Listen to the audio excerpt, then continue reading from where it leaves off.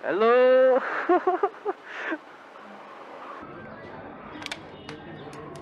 के बाजु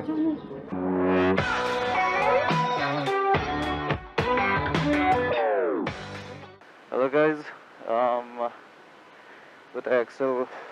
को जिम गयो भनिरहेको थिएँ अब त्यो जिम फेर्न पर्यो अहिले चाहिँ म यो हाम्रो जेटेमारमा छु अनि दाइसँग एक्सेल छ दाइले जेटेमा छोडेर अनि म एक्सेल लिएर जान्छु है त अब चाहिँ म उता के भन्छ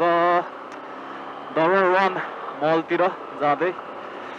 बाइक त्यहाँ छ अनि दाइलाई यहाँ बाइक छोडेर म त्यो बाइक लिएर रामदाइको जाने हो आज कस्तो अन्डर पावर्ड फिल भइरहेछ जेटेमा किन हो त्यही त यहाँ फुल एक्सिलेटर लिँदाखेरि पनि खासै पावर दिएको छैन क्रुज टाइपले चलायो भने नट अ बिग डिल होइन इन्स्टेन्ट पावर चाहियो भने चाहिँ डेलिभर गर्न सकेको छैन बाइकले किन हो त्यही पनि अब कुदाउनु परेको छैन केही छैन यो चाहिँ सोह्रखुट्टे चोक है त अब यहाँबाट म राइट टर्न लिनुपर्छ दरमान मल आइपुग्ला यहाँबाट भित्र पार्किङ छिराउने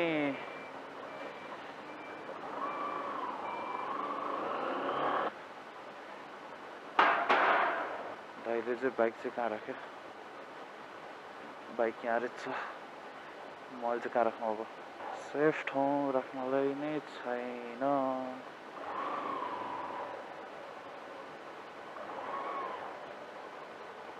हजुर जेटेमारो होइन होइन होइन होइन ऊ त्यो यहाँ बाइक साट्न मात्र आएको है एक्सल लिएर जाने दाइले जेटेमा लिन्छ हजुर स्ट्याम्प हानेर आउँछ नि त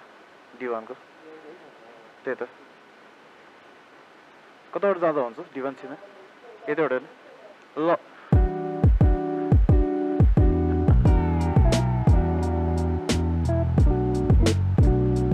एकदम भुलभुलै टाइपको छ यो बिल्डिङ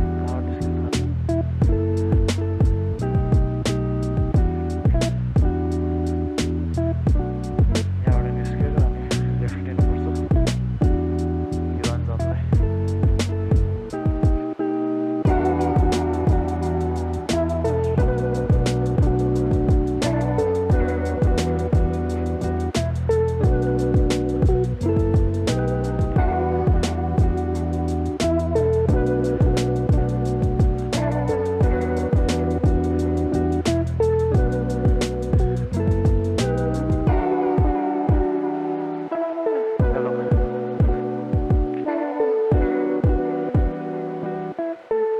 स्ट्याम्प हाल्नु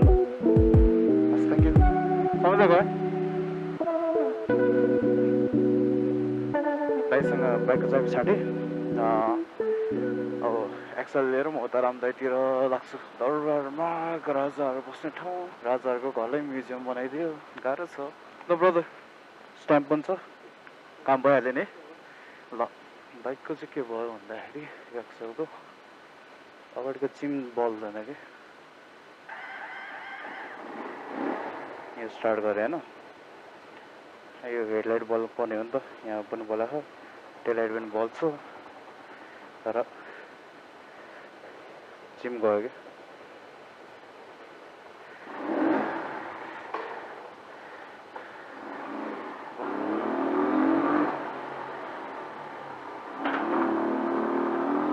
अब यहाँबाट चाहिँ रामदाइका राइट लिएर जाउँ कि लेफ्टै जानु पर्ला लेफ्ट लिएर जान्छु यसको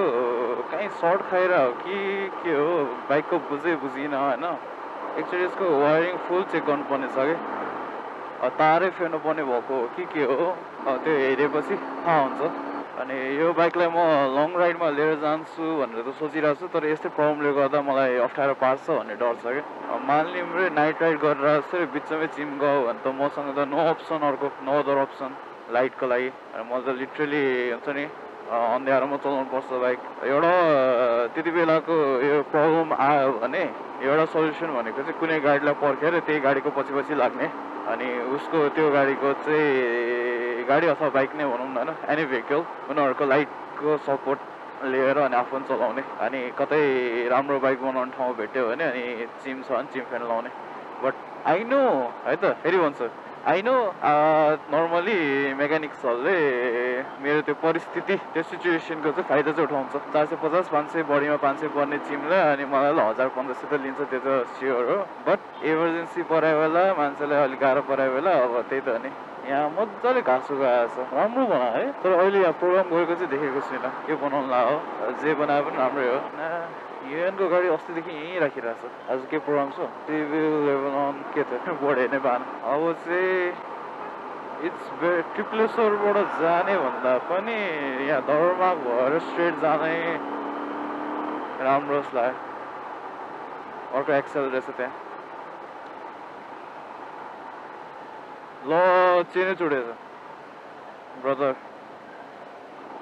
मास्टर लिङ्क गयो क्या ब्रदरको चेनै चुडेछ चेनहरू तब त चुट्दैन कि त्यो चेन अर्को फेरेर त्यो मास्टर लिङ्क भन्ने लक त्यो राम्रोसँग राख्यो भने मात्र नर्मल चुट्ने हो त्यही मान्छेहरूको त चेन भनेको लाइफ लङ टाइपकै चिज हो अनलेस त्यो हुन्छ नि धेरै थन्काएर खिया खाना दियो भने मेन्टेनेन्स चेनको धेरै गराएको छैन भने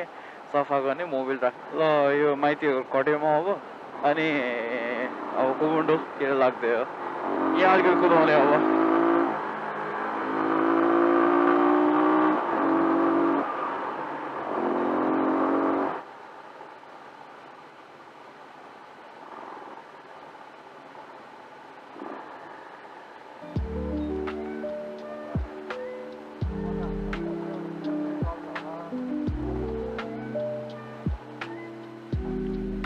डेन्ट पेन्ट गर्न छोडेर होइन एकचोटि यसको वायरिङ पनि त्यही भयो वायरिङमा प्रब्लम छ यसको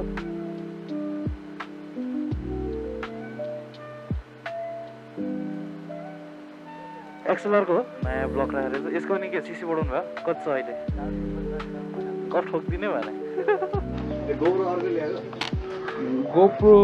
चाहिँ भन्नु मिल्दैन डिजाइरको एक्सन 5 प्रो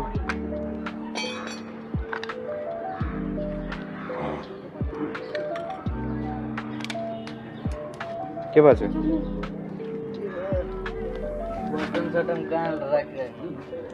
बटन कहाँबाट आयो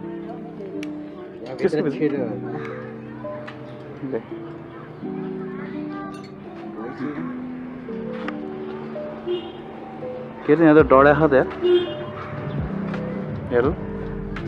खिया लागेर पानी छिरेर खिया लाग्यो ओके बालेर हेर्नु पर्यो चाबी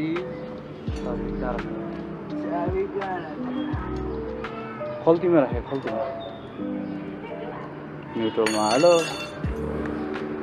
होइन गेयरमा स्टार्ट गरेर हुँदै हुँदैन है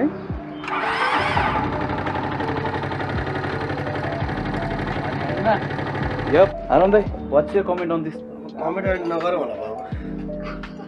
म यहाँ बिजी छु यप यप कमेन्ट गर्नलाई अलि समय हुनुपर्छ बाबु दादा ल अनि अहिले चाहिँ यो के गर्दै म अहिले यसको इन्जिनको स्टार्ट नटहरू सेट गर्दैछु हो स्टार्ट नट भनेको चाहिँ अब यसमा अलिक पावर सिसी बढाउनको लागि चाहिँ हजुर अब यसलाई भनौँ न हजुर सेटिङ गरिरहेको छु अब यसको सिसी चाहिँ अब हाम्रो 250 सिसी हुन्छ 200 सिसीको बाइकमा 250 सिसीको हामी चाहिँ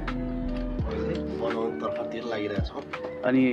सिसी बढाउँदाखेरि चाहिँ कार्बोरेटर पनि फेर्नु पर्ने हुन्छ होइन कार्बोरेटर सब फेरिसकेको छ फेरिसकेको छ त्यो 250 सिसीकै कार्बोरेटर भइसकेको छ ओके एक्सएलआर चाहिँ यो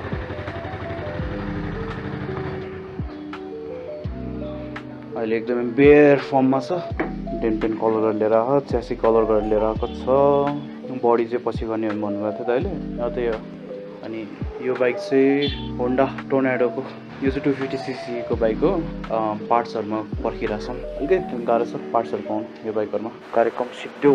राम्रै जान्छ है बाइ बाइ एक्सएलआरको इन्जिन ब्रान्ड न्यू हुने भयो अब विथ न्यू पावर गाइज त चिम फेऱ्यो काम सिद्धो so see you guys next time peace out